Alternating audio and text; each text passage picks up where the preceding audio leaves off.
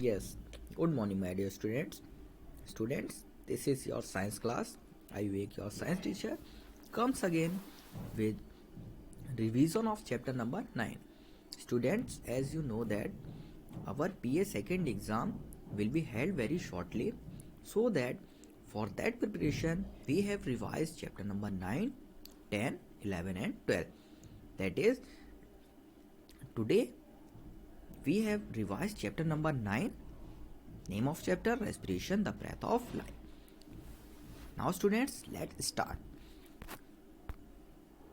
The exercise in first, we have multiple choice questions.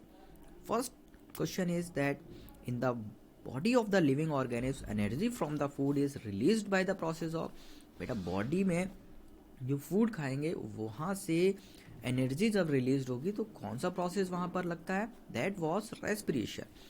Second one is which of the following is not associated with the process of respiration. इसमें से कौन सा हमारा जो part है वो process of respiration में role नहीं प्ले करता है? That one is liver. Third one is normal range of breathing rate per minute in an adult person is. जो नॉर्मल ब्रीथिंग रेट है किसी भी अडल्ट में वो हमारा कितना होना चाहिए? 15 से 18 तक.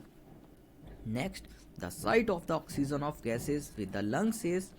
कौन सी साइट है जहाँ पर एक्सचेंजेस ऑफ गैसेस हमारी लंग्स में होंगी? That one is एल्विले.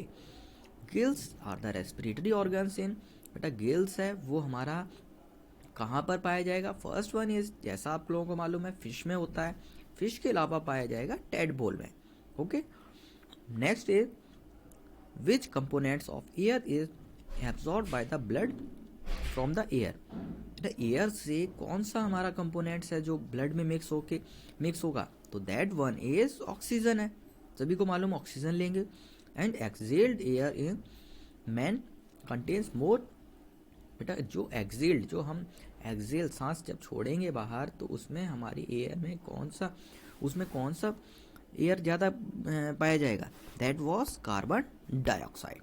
Next one is respiratory pores present on the body of the insect are.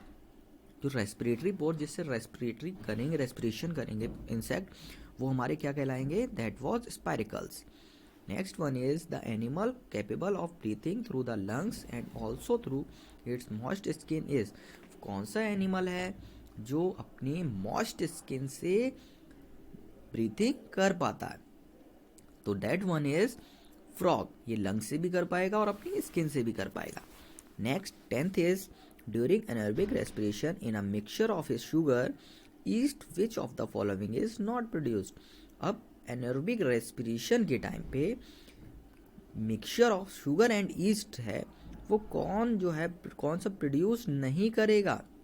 तो नॉट लगा हुआ है बेटा. That was is lactic acid नहीं प्रोड्यूस होगा. Next is which of the following animals has lungs for breathing. कौन सा animals हैं जिसमें लंग्स होगा फॉर ब्रीदिंग के लिए?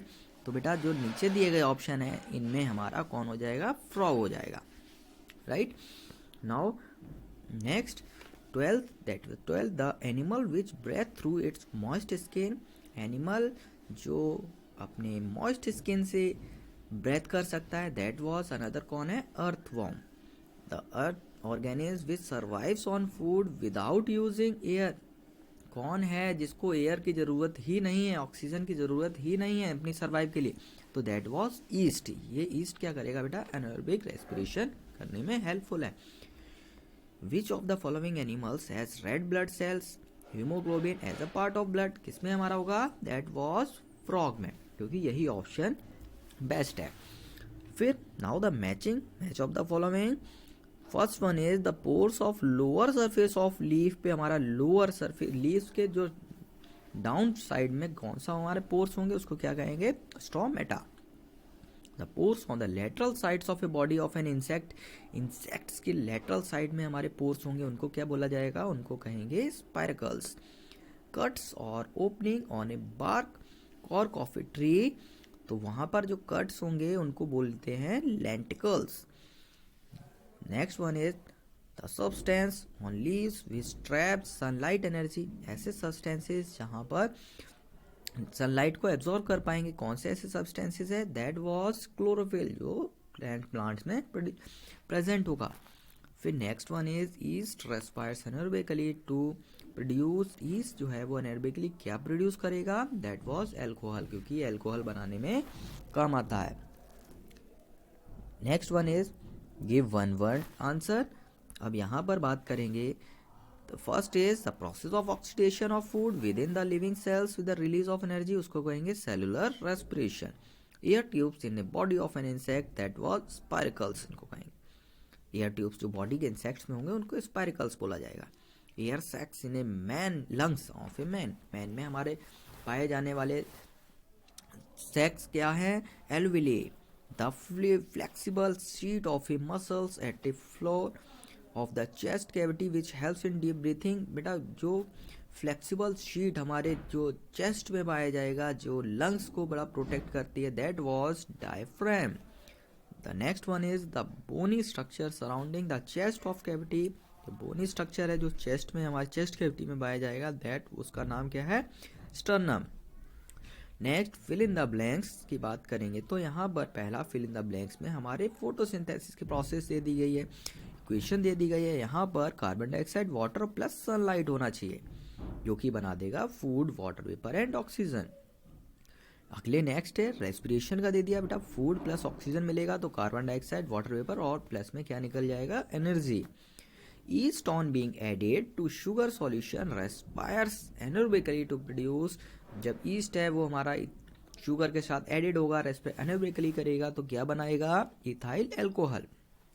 Muscular fatigue is due to muscles fatigue, जो हमारे है वो किस वजह से हो जाएगा बेटा? Due to deposition of lactic acid की वजह से।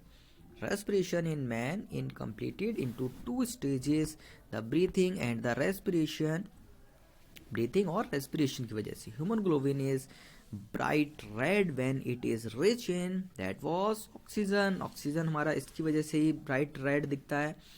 Frog respires through lungs while on the lands and through skins में। जब फ्रॉग क्या करेगा बेटा? दोनों तरफ से ले सकता है, लंग से भी रेस्पायर कर पाएगा एंड स्किन से भी कर पाएगा।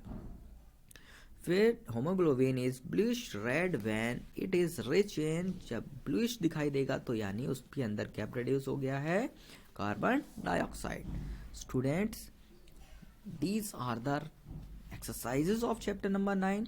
स्टूडेंट्स परेशान मत होना, इसकी मैं पीडीएफ भी डाल दूंगा, जिसका कंप्लीट नहीं है वो अपना इस पीडीएफ से कंप्लीट कर लें एक्सरसाइज, और एक्सरसाइज को बहुत अच्छे से तैयार कर लो, बिकॉज आपके एग्जाम्स में एक्सरसाइज ही आएंगी on the basis of multiple choice question. Okay students,